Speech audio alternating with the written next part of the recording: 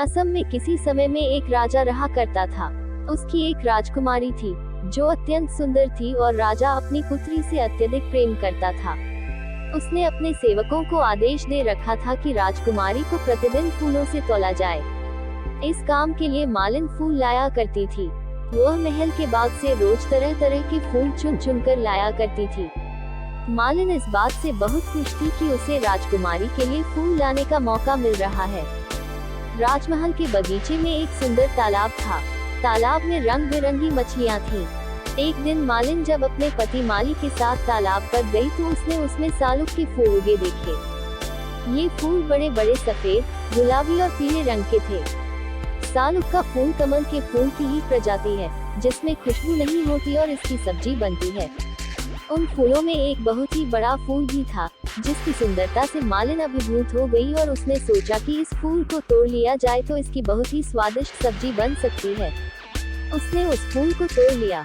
माली ने जब घर आकर अपनी कटारी से फूल को काटना चाहा ताकि सब्जी बन सके तो उसमें से एक आवाज आई, आरे आरे कटबे बे बुरा, हमा है कि सालुक कुंवर गैनो राजा। मुझे मत काटो, मैं सालुक कुंवर हूँ और इस फूल के अंदर ही बैठा हुआ हूँ। मुझे काटना है तो किनारों से काटो ताकि मैं बाहर आ सकूं। आवाज सुनकर माली डर गया, पर मालिन ने बड़ी सावधानी से फूल की एक एक पत्ती अलग करनी शुरू कर दी। पत्तियों के अलग होते ही उसमें से एक प्यारा सा सुंदर बालक बाहर निकला। निसंतान माली व मालिन उसे ईश्वर का उपहार मानकर बेटे की तरह उसकी परवरिश करने लगे। समय बीतने के साथ सालुक कुंवर एक सुंदर नौजवान में बदल गया। उधर राजकुमारी भी एक सुंदर युवती बन चुकी थी। मालिन अभी भी राजकुमारी के तौलने के लिए महल में फूल लेकर जाती थी। राजकुमारी की सुंदरता के बारे में सालुक जितना सुनता, उससे मिलने की चाह उसके अंदर उतनी बलवती होती जाती। एक बार जब मालिन ने फूल एकत्र किए तो सालुक ने बिना धागे की एक माला तैयार की और चुपचाप जूही के फूलों की वह माला उस ढेर में रख दी। मालिन क्रोधित हो उठी और उसने वह माला ले जाने से इनकार कर दिया तो सालुक ने उससे विनती की वह इसे ले जाए। राजकुमारी ने जब वह माला देखी तो पूछा कि यह कहाँ से आई है। मालिन को तो पता था कि उसके बेटे ने इसे रखा है, लेकिन राजकुमारी के पूछने पर वह डरकर राजकुमारी से माफी मांगने लगी, पर राजकुमारी तो माला देख बहुत खुश हो गई थी। जब उसे सच का पता चला तो उसने कहा कि वह सालुक कुंवर से मिलना चाहती है। सालुक कुंवर का रूप देख राजकुमारी समझ गई कि यह कोई साधारण इंसान नहीं है। उससे मिलने पर राजकुमारी को उससे प्यार हो गया और उन्होंने विवाह करने का निश्चय किया। उन्होंने गंधर्व विवाह कर लिया। इस समय किसी को बताना उचित न लगने के कारण उन दोनों ने अलग अलग रहने का फैसला किया। सालुक कुंवर सबके सो जाने के बाद रात को मोर पर चढ़कर राजकुमारी से मिलने महल आने लगा। वह अपने मोर से कहता, मेरे प्यारे मयूर, जल्दी से मुझे राजकुमारी के पास पहुंचा दे। सालुक की माँ उसे वहां आते न देख ले, इसलिए राजकुमारी कहती, उड़ू उड़ू बेसी मंजूसा, माए देखा पावेगा। ओ मोर, जल्दी से उड़कर आओ ताकि माँ न देख पाए। राजमहल के बाहर हाथ में भाले लिए प्रेरी खड़े रहते थे। राजकुमारी गाना गाती, फिरा फिरा सोनिया मोरा, बाला में भंसाबेगा। मेरे प्यारे सालुक कुंवर, जल्दी आ जाओ वरना भालों से तुम्हें छलनी कर दिया जाएगा। इसी तरह वे काफी समय तक मिलते रहे, लेकिन एक दिन सालुक को प्रहरियों ने देख लिया और उसे भालों से बींध दिया गया। राजकुमारी की लाख कोशिशों के बावजूद वह बच न सका। तब राजा को पता चला कि वह उसकी लाडली बेटी का पति था। राजकुमारी के डैक से व्यथित राजा ने सालुक की अंत्येष्टि का प्रबंध किया। लोग उसकी मृतदेह को लेकर शमशान की ओर जाने लगे। तभी वहां एक तोता उल्टा हुआ आया और उसने उसकी मृतदेह पर भी अमृत जल छिड़क दिया। अमृत जल के छींटे पड़ते ही सालुक जीवित हो उठा। राजा और राजकुमारी ही नहीं, बाकी लोगों की भी खुशी का ठिकाना न रहा।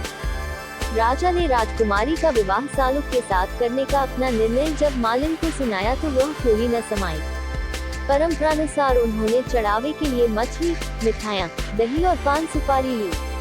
विवाह के दिन पुरोहित ने सालुक कुंवर और राजकुमारी के सिर पर आम के पत्ते से जल छिड़का। उनके माथे पर काला लेप लगाया गया। वर के शरीर पर चंदन का लेप किया गया और फिर उसे अंगूठी, कपड़े और दही उपहार स्वरूप दिए गए। फिर आम की लड़की की आग जलाई गई और सालुक कुंवर ने आग में चावल, घी और फूल समर्पित किए। पुजारी ने मंत्रों का उच्चारण किया और इस तरह उनका विवाह संपन्न हो गया। विवाह के बाद राजा ने सालुक को दरबार में एक महत्वपूर्ण पद दे दिया। राज दरबार के कई लोग उससे द्वेष रखने लगे।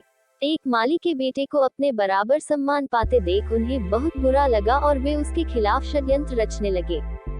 एक दिन राजा ने अपने सारे संबंधियों को शिकार पर चलने के लिए कहा, पर सालुक कुंवर को ये सोचकर आमंत्रित नहीं किया कि वह तो शिकार करना जानता ही न होगा। राजा दरबारियों ने भी राजा के कान भरे कि एक माली के बेटे में राजसी गुण कहाँ से आ सकते हैं। राजकुमारी व सालुक दोनों ही इस बात से बहुत आहत हुए, पर कुंवर ने राजकुमारी को समझाते हुए कहा, परेशान मत हो, मैं ही सबसे ज्यादा शिकार करके लौटूंगा। राजा ने नहीं बुलाया तो क्या, शिकार पर तो मैं जा ही सकता हूँ। जो लोग सालुक को छोड़कर जंगल में चले गए, वे एक चिड़िया भी नहीं मार सके, लेकिन सालुक बहुत एकाग्रता से शिकार करने में जुट गया और उसने हिरणों का शिकार किया। वो ऐसा सबसे छिपकर कर रहा था। शिकार करने के बाद उसने एक साधु का वेश धारण किया और एक पेड़ के नीचे बैठ गया। राजा के कुछ संबंधियों ने जब एक साधु को तपस्या में लीन बैठे देखा तो वे उसके पास अपना भविष्य जानने की इच्छा से जुट गए। सालुक कुंवर ने उन सभी को एक एक लोक हिरण दिया और साथ ही उन लोगों की पीठ पर गरम चिलम से एक निशान बना दिया। उसके बाद वह साधु का वेश त्याग अपने असली रूप में उनसे जा मिला। सभी उसे देख मुंह बनाने लगे, जैसे उसका आना उन्हें अखर रहा हो। कुछ देर बाद जब सब भोजन करने बैठे तो उन्होंने सालुक को पानी लेने भेजा। वह जिस तालाब से पानी लेने गया था, उस पर एक डायन का अधिकार था। डायन ने उसे पकड़ लिया और यह जानने के बाद कि वह राजा का दामाद है, उससे बोली कि राजा अगर मुझे 10,000 मुद्राएं देगा तो ही तुम्हें छोड़ूंगी। राजा तक जब ये खबर पहुंची तो उसने मना कर दिया, क्योंकि वह उसे पसंद नहीं करता था और चाहता था कि राजकुमारी की शादी किसी राजकुमार से हो जाए। सबको वापस महल में आया देख राजकुमारी ने सालुक कुंवर के बारे में पूछा। सुना सुना बाबा मोरा, सालुक कुंवर गेंदू राजा, रई किता दुर्गा। हे पिता, मेरा सालुक कुंवर कितना दूर है?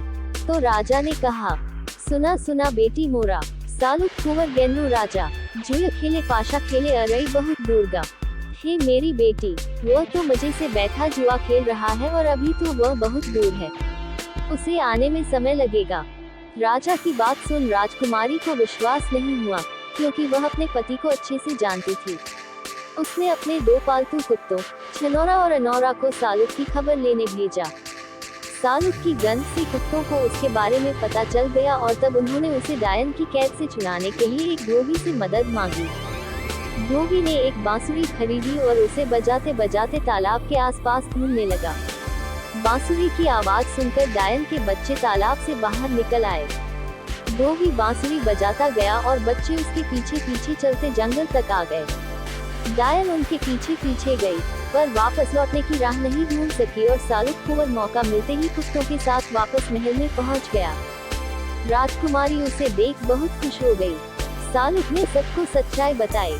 तब राजा को एहसास हुआ कि सालुक वास्तव में बहुत ही योग्य इंसान है। अपनी बात को सिद्ध करने के लिए उसने राजा को लोगों की पीठ पर पड़े निशानों को भी दिखाया और सब जान गए कि सारे शिकार उसने ही किए थे।